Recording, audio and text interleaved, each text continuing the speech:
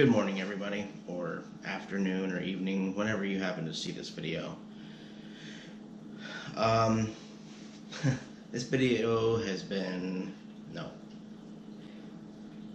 this video has been extremely challenging to make. Um, it, when you have things that personally affect you, um, they weigh heavily on you, and it's one of those things that you never are prepared with the magnitude of how something's going to impact you. That's why I always think it's, best to live life on your feet. I know, no pun intended, because I can't do that. Basically, just live life aware of, you know, your surroundings, and what have you.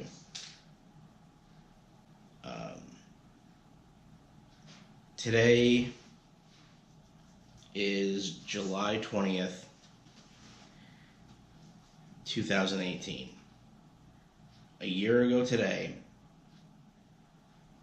the music world was dealt a huge, devastating blow.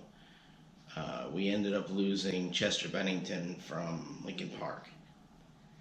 And in all honesty, I don't think I've seen a reaction that strong from any other celebrity death that I can recall.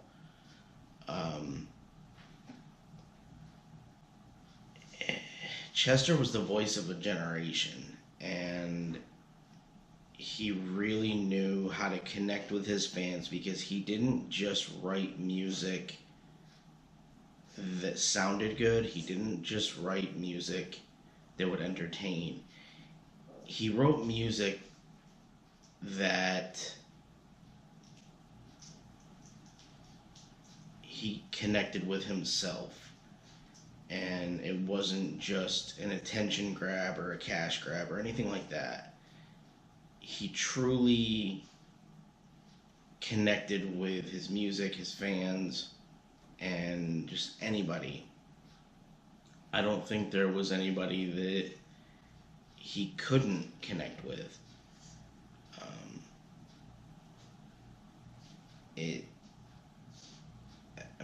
Overall, there's still no words to really describe the mindset of those who have dealt with his passing.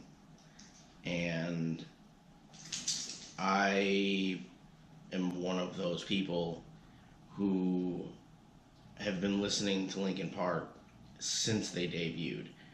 I was 15 in 2000. They released Hybrid Theory October 24th of 2000.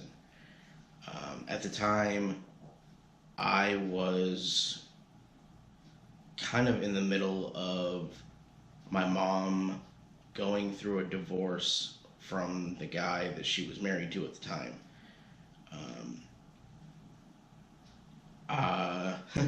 Looking back now at 33 to when I was 15, I now understand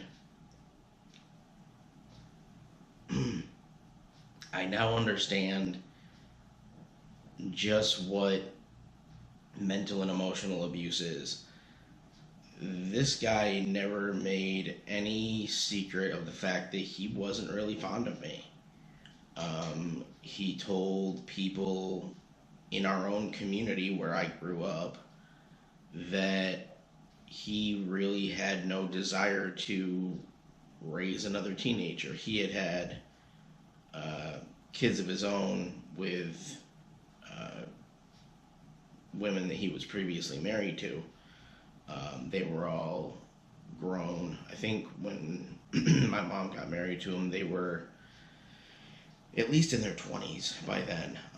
So he made it very well known. I don't know why he told anybody outside the home, but you know, that's not really anything for me to worry about now. Um, he would tell people that he really had no desire to raise a teenager, let alone a teenager with medical special needs. Um, and the relationship and the bond that I have with my mom, because of the fact that she has had to advocate for me, you know, had to advocate for me until I was 18. Um, that relationship, I think, was a threat to him because he always. I was 12, I think, when they got married. 12 or 13, something like that. And he was competing with me to get her attention solely on him. Um, which is probably the reason why I can't stand attention whores, you know, these days. But anyway, kind of going down a rabbit hole. Um, I think they were only married either just over 2 years or just shy of 3. I don't have a good recall of time because I tried to block most of that out. Um, when this happened, I don't know if any of you out there have ever seen the movie Pay It Forward. Um, when Helen Hunt's character has a fight with John Bon Jovi's character, respectively, you know, the parents of Haley Joel Osment's character. Haley Joel Osment is in his room and he hears this happening. I can't tell you how real that was for me to see that when that movie came out. Mom and this dude were arguing in the dining room, and I was in my room. I think I might have been playing video games at the time. And the minute I heard any arguing, it's like I needed to kind of just tune it out. So I ended up throwing. I ended up throwing some music on my headphones. Um, and at the time, just to give some perspective to all of the younger people that might see this video, iPods were not a thing yet. iPods definitely were not a thing yet. We had what they called a Discman, which is what you put CDs in to make them mobile instead of putting them in a stereo system. So at the time, I actually had Papa Roach in my Discman. And it was, at the time and for a short time, when all this started, you know, playing out, it was really the only thing that I connected with because the environment in the house had changed, and because I couldn't control it, I think that manifested in a level of anger, and it was just, that was my way of kind of turning off, I guess. And I would say for at least the first month, I had listened to that one, or Papa Roach's CD. Infest was their debut. Shortly after that, when time had progressed and we were still dealing with, I think, trying to get him out of the house, I eventually just went into what I consider survival mode. He was never physically abusive to me. Um, he really never even interacted with me unless he had to. But um, it was just one of those survival mode type of things for me that I feel like music was my only escape, just to kind of get lost in my own head and forget things that were going on around me. Fast forward a little bit to uh, maybe end of fall, beginning of winter of 2000, which would be at least where I grew up, you know, October, November, somewhere around there. I had a friend that burned me a copy of Hybrid Theory, which was Linkin Park's debut album. And full disclosure, I was 15 and didn't have a lot of money for CDs back then, but I did eventually end up buying their albums on iTunes. I think the anger that I was feeling when I was listening to Papa, that drew me to Papa Roach, had finally subsided when I decided to just kind of go into survival mode and go through the motions. Um, and then when I started listening to Linkin Park, it was almost like there was there was anger there, but there was also a sense of trying to understand what was going on, because I don't know if you know the phrase, not my monkeys, not my circus. Um, I I think at that time when I was listening to Papa Roach, it wasn't something I wanted to deal with, and it wasn't something I felt I had to deal with. So I just tuned it out. When it came time that I was listening to Linkin Park, it was more along the lines of, okay, this is gonna be my norm for a little while at home. I need to at least understand it, because that was always something with me where I always strive to understand my surroundings and the people in those surroundings. Um, so I think that's where hybrid theory helped me. Um, and it was kind of a calming thing for me. I will admit there were times where certain actions were taken that, because I'm here today, I can say I regret them. Thankfully, those actions weren't successful. If you know anything from the creative standpoint of YouTube, you know that there are certain things they don't like us talking about because we're not professionals. I don't think there's any better professional than somebody who's gone through it. My personal opinion. But, personal opinions be damned, I guess. Anyway, um,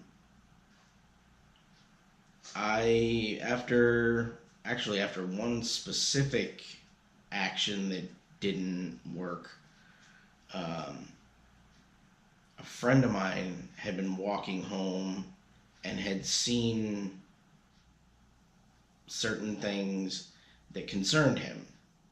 He was trying to get my attention when I had my headphones in, and he ended up getting my attention. I don't know how, but he did, and I'm grateful for that. Um, so he ended up walking home with me. We ended up talking. Now, mind you, I'm 33 now. This was when I was 15. I don't specifically remember what we talked about. I think that was actually the first time I'd actually opened up to somebody about the things that were happening at home. Um, he walked me home. I, kind of just decompressed the rest of the evening and forgot about, everything that was going on, and forgot about it by the next morning. Well, fast forward to the next morning, I go into school, and I had a habit of going in to talk to the school psychologist, just because she was somebody cool that I had connected with on occasion during my lunch periods. Well, I don't think I was actually in the building more than 5 minutes before she had caught my ear and wanted to talk to me. Um, as far as my recollection goes, I believe he went to her that morning when he got to school and let her know, because he knew that I spent most of my lunch periods in there. So I went in there during lunch to kind of hash things out with her and let her know what was going on. And it became sort of a regular thing through this whole process, which was a help to me, um, because I'm not one that likes professional help, because I feel like professionals are in it for the money. Because I don't, especially when it comes to mental health, I don't believe that a detached approach is the best way to combat something like that. I think you need to fully understand it from a personal perspective instead of a textbook perspective. So, um, I was very against talking to medical professionals. This one, because she was a school psychologist, normally I would have had the same outlook on her. But there was something about her. She understood humans better than anybody that I've ever met, and it made it easier for me. And I still talk to her to this day. Um, but, you know, music, if you've listened to any of my other videos, I believe I, have talked about how music gets me through a lot of things. And it's kind of the way that I decompress and kind of figure things out. Um, it gives me a chance to think. And when I was introduced to Linkin Park, it was no different. It felt like they were talking directly to me.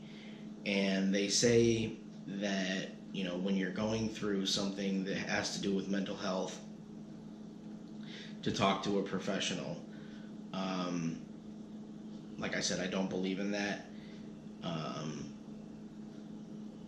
At least in most cases, I know that it works for some, but I think, at least from what we're seeing in today's society, I think a conversation is better. And I think that medical professionals are just there and don't really offer anything of substance when it comes to a response. Um, so I believe that even if you're not having a verbal or conversation, if you're in a situation where you're going through a mental health issue, such as depression or actions that you shouldn't take that could end up being permanent, um, I think that listening to music that relates to your situation is probably the best way to go. Because if you look at the progression of Linkin Park's albums, a lot of fans have the theory that it was one long note from Chester to the people that were listening. And it, over the last year since he passed, people have finally been openly talking about mental health. And I believe both Mike Shinoda and Chester's wife Talinda have said that we need to start, attacking mental health. And by attacking, I mean we need to start treating it as health, because there is that word in there. Mental health is health, and I believe that's almost a direct quote from Mike. I may be paraphrasing. One of the things that Talinda had said when she was, I believe, interviewed by Anderson Cooper, she had said that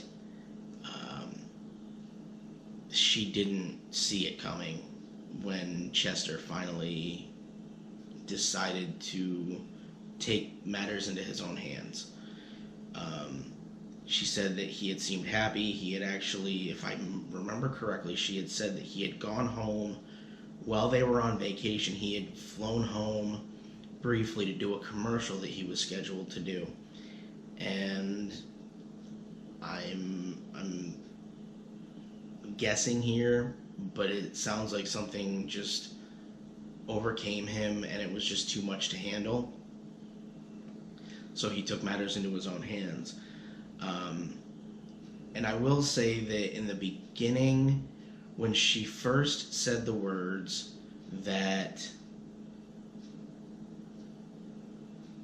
there were no signs to indicate that he was in that frame of mind, at first when I heard that, it kind of pissed me off, and I don't know if Talinda will ever see this, but I came to understand what she meant was that he had been so kind of energetic and seemed to be full of life for such a period of time that this came on all of a sudden. Which I understand that. I understand it when people say the signs, there were no signs there. Now to that I say, you kind of just have to know where to look. An example of that, where I live now, I was reading the paper probably 2 weeks ago, and I had seen an obituary for a girl who was 18 or 19, and she was local to where I am now, just graduated high school, and the obituary said that she died unexpectedly. I absolutely, vehemently hate when they say died unexpectedly. Especially nowadays with social media, everybody says that, I don't like to be in anybody else's business, but everybody on social media is in everybody else's business. Doesn't matter. If people, I looked this girl up, and if people had paid attention, everything on her Facebook page was talking about depression and, taking your life. And it just, all the signs were there. And it baffled me that, in a situation like that, she had just graduated high school, that you can sit there and say the signs weren't there. People need to start paying attention to themselves for their own well-being and to the ones that they claim to care about around them. because it literally could mean the difference between life and death. Um, I have said for a long time that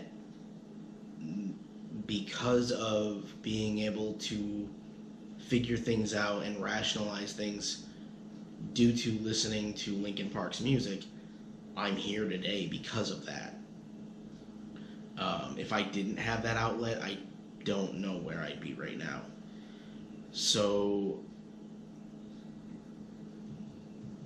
Chester is the voice of a generation. He is somebody who, even if he wasn't physically with you, he was always with you. And he understood you, even if he didn't know you. I think the human condition is that we all want to find something to connect to. And this entire year, where I've kind of been trying to keep myself on an even level, it's been a challenge. But one of my friends pointed out to me the other day that it seems like, based on past relationships, whether it be platonic or romantic, I'm still looking for that someone to connect to and to have a connection with. And that she's absolutely right. And I think that in the times that we're facing socially today, that's exactly what we need. Suicide has always been a taboo subject, and we need to break that stigma. And I think that Chester's passing may have ignited that fire. And I think we just need to keep the momentum going and make sure that the conversation doesn't stop, because I know that we cannot lose somebody else, whether it be somebody that is well known or whether it be somebody from a town we've never heard of. We need to start connecting with each other, and we need to start being real again. And I think that more things need to happen that push people to be face to face, because I understand that when social media was created, it was intended to connect people from all over the world. In its infancy, when it first started, that was great. But it's grown to something that we can't control anymore. And we need to find a way to take back that control, because we are now controlled by technology, by social media, by everything around us. And I have a feeling that if we continue, our mental health will suffer. I personally, I don't know if anybody from Linkin Park, to Linda, or even previously when I mentioned Papa Roach, I don't know if any of them will ever see this video. But all of you are a huge part of why I am so self-aware. And you're a huge part of why there's still air in my lungs. And, I wish that we had the opportunity to have 30 more years of music from Chester. But I think along the lines of the hashtag that's going around, Make Chester Proud, I think everybody needs to make an effort, an active effort to reach out to the person next to you, because it is true, we don't know what the person next to us is going through. And we don't always need to know everything about everybody, but we need to focus on what's important so that we are not our demise. We are not responsible for our demise, because we have the ability to control how we interact with each other. We have the ability to control our health to a certain extent, because I'm not going to get into, an argument in the comments section with anybody about that. But to a certain extent, we have the ability to control our health. It takes a conversation, and if the conversation continues, I honestly think that Chester and Lincoln Park have this ability that I've never seen before. They have the ability to save humanity and bring us back together. And I really hope that this has shaken people to their core aggressively enough to do something about it and make Chester proud. And that's as much as I can say. I know that I struggle every day, and I know that anything could kind of put me into a tailspin, but it's all about not being afraid to reach out to somebody, but it's also all about being self-aware. Pay attention to yourselves, pay attention to everybody around you, because you could be the reason that somebody wakes up tomorrow. See you later, everybody.